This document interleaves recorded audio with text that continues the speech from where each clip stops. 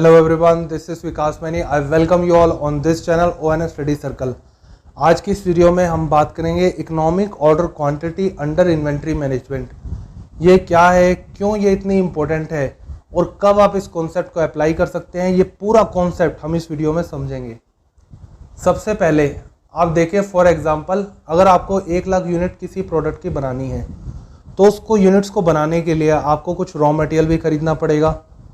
तो कितना raw material आपको खरीदना है और किस तरीके से खरीदना है जो आपको बहुत ज़्यादा बेनिफिशियल हो, उसे ही हम कहते हैं इकोनॉमिक ऑर्डर क्वांटिटी. कि कितनी क्वांटिटी को ऑर्डर करें, आप किस तरीके से ऑर्डर करें जो आपको बहुत ज़्यादा बेनिफिशियल हो. और देखिए यहाँ हम बात कर रहे हैं डायरेक्ट रॉ मटेरियल की. जैसे एक शू कंपनी है, उसके लिए डायरेक्ट रॉ मटेरियल क्या है, वो है कपड़ा. जितने ज़्यादा जूते बनाएंगे उतना ही ज़्यादा कपड़ों की ज़रूरत पड़ेगी. अगर हम बात करें इनडायरेक्ट मटेरियल की, अब जैसे एक मशीन है, अब एक मशीन है वो 1.5 लाख यूनिट तक प्रोड्यूस कर सकती है. आप उसमें 1000 बनाएं या 1 लाख बनाएं, उससे फ़र्क नहीं पड़ेगा. तो ज़्यादा यूनिट्स बनाने के लिए आपको ज़्यादा डायरेक्ट रॉ मटेरियल की ज़रूरत पड़ेगी. तो इसके लिए अगर हम बात करें इकोनॉमिक ऑर्डर क्वांटिटी की, तो हम फोकस करेंगे डायरेक्ट मटेरियल पर. ये कैसे काम करता है इसको अब हम समझते हैं. फॉर एग्जांपल एक बिजनेसमैन है मिस्टर राम और दूसरे बिजनेसमैन है mister Mohan. Mister Ram mister Mohan से 100 रुपये का रॉ मटेरियल खरीदते हैं. अब इस रॉ मटेरियल को इन्होंने फिनिश गुड्स में कन्वर्ट करके बेचना है कस्टमर को. तो सबसे पहले क्वेश्चन उठता है कि फिनिश गुड्स में कन्वर्ट कैसे करेंगे. फिनिश गुड्स में कन्वर्ट करने के लिए उनके पास लेबर है, कुछ मशीन्स हैं और एक फैक्ट्री में वो काम करवाएंगे. तो देखिए यहाँ इनकी लेबर काम कर रही है मशीन्स पे, जो कन्वर्ट करेगी फिनिश गुड्स में, और फाइनली फिनिश गुड्स में कन्वर्ट होने पर ये कस्टमर को वो सामान बेच देंगे. अब यहाँ देखिए कस्टमर को ये सामान बेच रहे हैं 150 रुपये में, जिसमें रॉ मटेरियल की कॉस्ट है 100 रुपये और कन्वर्जन कॉस्ट क्या होती है, जो लेबर है, जो मशीनें हैं जो कन्वर्ट कर रही है रॉ मटेरियल को फिनिश गुड्स में, उसे ही हम कहते हैं कन्वर्जन कॉस्ट. वो है 20 रुपये और 30 रुपये इनका प्रॉफिट है. तो यहाँ हम देख रहे हैं रॉ मटेरियल जो है वो बहुत इंपॉर्टेंट रोल प्ले कर रहा है. 150 रुपये में 100 रुपये रॉ मटेरियल का शेयर बहुत ज़्यादा है.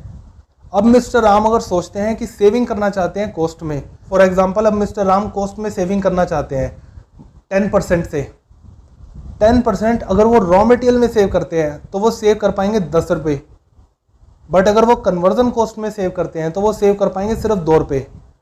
तो दैट मीन्स अगर मिस्टर राम फोकस करें रॉ मटेरियल की सेविंग में तो वो बहुत ज़्यादा सेविंग कर पाएंगे, जो 10 रुपये है as compare to conversion cost. तो इसलिए इन्वेंट्री को मैनेज करना बहुत इंपॉर्टेंट होता है, क्योंकि ये टोटल कॉस्ट में बहुत बड़ा पार्ट कैरी करता है. अब मिस्टर राम इन्वेंट्री मैनेजमेंट से रिलेटेड डिसीजंस कैसे लेंगे. इन्वेंट्री मैनेजमेंट से रिलेटेड डिसीजंस लेने में 3 क्वेश्चन इनके सामने आएंगे. सबसे पहले ऑर्डर कब करना है, दूसरा क्वेश्चन होगा कितनी क्वांटिटी में ऑर्डर करना है, और तीसरा क्वेश्चन होगा किस प्राइस पे ऑर्डर करना है. कब ऑर्डर करना है और कितनी क्वांटिटी में ऑर्डर करना है, इसके लिए इन्हें एक पॉइंट पे फोकस करना होगा कि जो भी आपकी लेबर फैक्ट्री में काम कर रही है उसके पास सामान की शॉर्टेज ना हो. ऐसा ना हो कि लेबर खाली बैठी है कि सामान उनके पास है ही नहीं, रॉ मटेरियल उनके पास है ही नहीं प्रोडक्शन करने के लिए. तो इस सिचुएशन को अवॉइड करने के लिए उनको तब ऑर्डर करना चाहिए और इतनी क्वांटिटी में ऑर्डर करना चाहिए कि जो आपकी प्रोडक्शन में जो लेबर काम कर रही है उनके पास शॉर्टेज ना हो. अब दूसरा क्वेश्चन उठता है किस प्राइस पे ऑर्डर करना है. इसको हम एक एग्जांपल से समझते हैं. अब देखिए जैसे कंपनी को जरूरत है फॉर एग्जांपल पूरे साल में 12 लाख किलो की, और 1 किलो का प्राइस है 10 रुपये. अगर उसका प्राइस 10 से 11 रुपये हो जाता है तो 1 रुपये के लॉस की वजह से कंपनी को 12 लाख का नुकसान होगा. तो इस सिचुएशन से कैसे बचा जाए. तो इस सिचुएशन से बचने के लिए कंपनी क्या करेगी, एक टेंडर ओपन करेगी और उस टेंडर को ओपन करने के बाद एक सप्लायर को सिलेक्ट करेगी, जिससे वो डील करेगी कि हमें इस क्वालिटी का 12 लाख क्वांटिटी में रॉ मटेरियल चाहिए और 10 रुपये पर चाहिए, और पूरे साल पर यही प्राइस रहेगा. जिससे अगर प्राइस अब भी होता है तो कंपनी को 10 रुपये में वो सामान मिलता रहेगा. तो प्राइस के फ्लक्चुएशन को कंपनी ने इससे कंट्रोल कर लिया. अब इसमें दूसरा क्वेश्चन उठता है कि आपको कितनी क्वांटिटी में ऑर्डर करना है. अगर हम बात करें कितनी क्वांटिटी में ऑर्डर करना है तो यहाँ 2 तरह की कॉस्ट आती है. सबसे पहले कॉस्ट आती है ऑर्डरिंग कॉस्ट। अब देखिए, जब भी मैं ऑर्डर करूंगा, मेरा परचेज डिपार्टमेंट जो है, यहाँ हम देख रहे हैं परचेज डिपार्टमेंट कॉस्ट।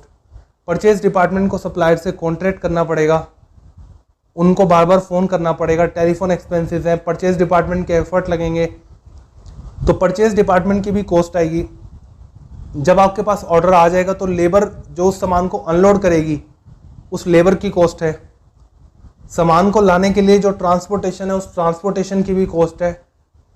और सामान की क्वालिटी चेक करने के लिए जो इंस्पेक्शन करवाएंगे आप, क्योंकि अगर आप क्वालिटी में सामान बनाना चाहते हैं तो उसके लिए आपका रॉ मटेरियल भी क्वालिटी का होना चाहिए, तो उसके लिए आप इंस्पेक्शन करेंगे तो इंस्पेक्शन कॉस्ट लगेगी।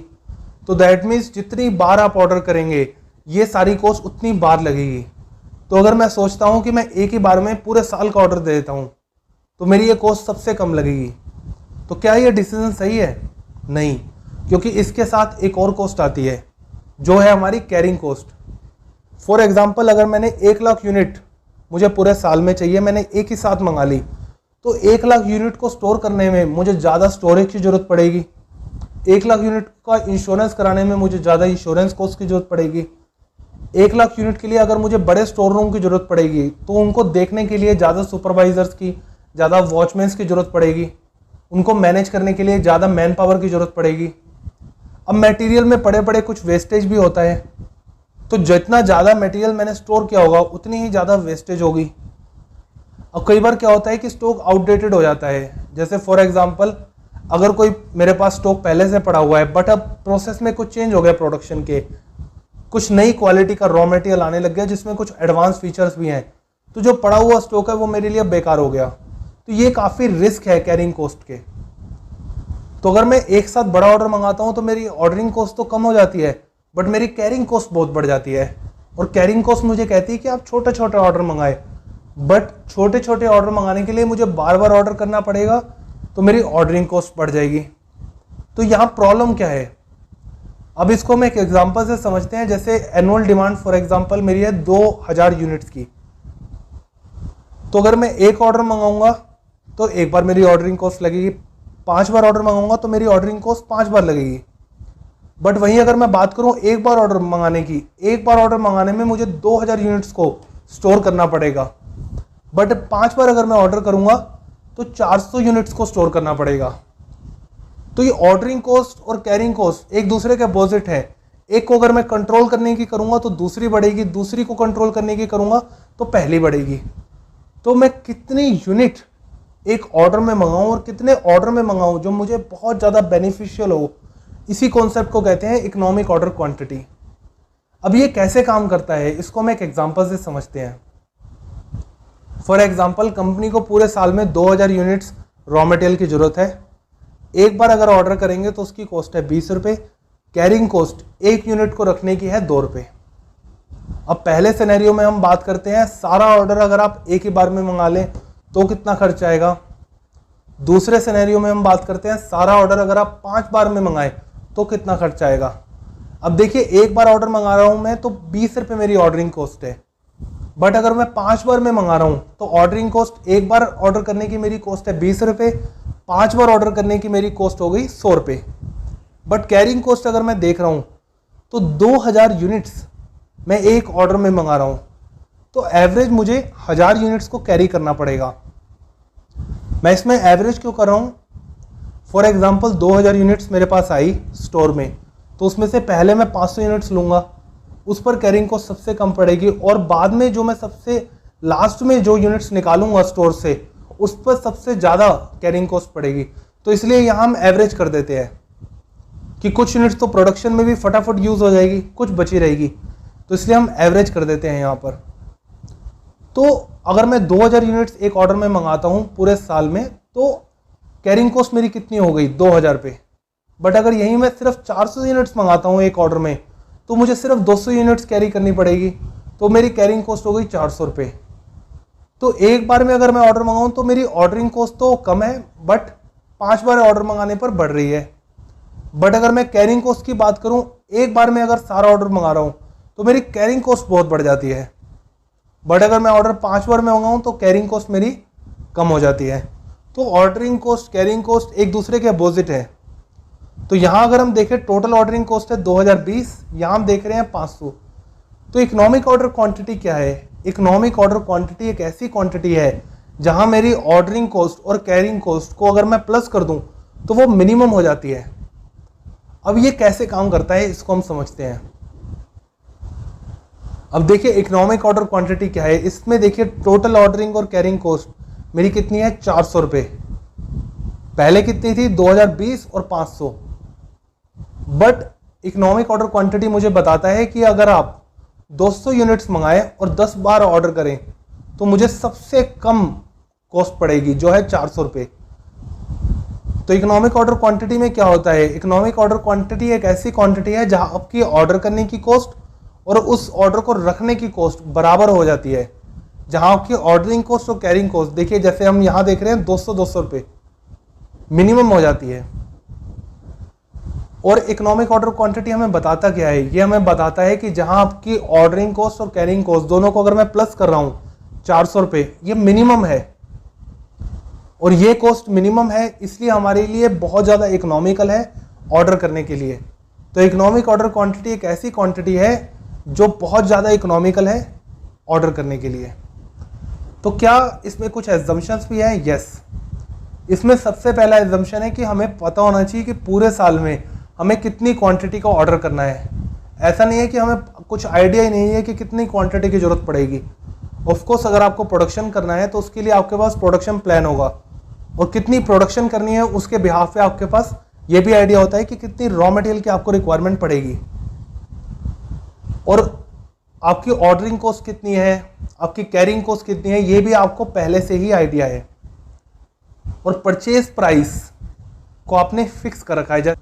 जैसे हमने टेंडर में पहले ही परचेज प्राइस को फिक्स कर दिया था, तो परचेज प्राइस पूरे साल का फिक्स है।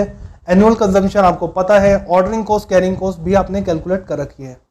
तो ये इसके कुछ एजम्पशंस हैं। अब इसको कैलकुलेट कैसे करते हैं? इसको कैलकुलेट करने का ये फॉर्मूला है।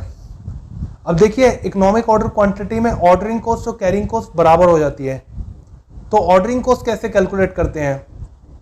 एनुअल कंजम्पशन, पूरे साल में हमें 1000 यूनिट्स की रिक्वायरमेंट थी, एक ऑर्डर में इकोनॉमिक ऑर्डर क्वांटिटी में हम 200 यूनिट्स को मंगा रहे हैं, तो टोटल हमने 5 बार ऑर्डर दिया, मतलब 1000 डिवाइडेड बाय 200 5, और एक बार की ऑर्डर कॉस्ट है हमारी 20 रुपये। तो अगर हम इसका फॉर्मूला बनाएं तो एनुअल कंजम्पशन पूरे साल भर में जितनी यूनिट्स चाहिए divided by economic order quantity, एक ऑर्डर में जितनी क्वांटिटी मंगाई मल्टीप्लाई बाय ऑर्डरिंग कॉस्ट, तो ये आपका फॉर्मूला बन गया।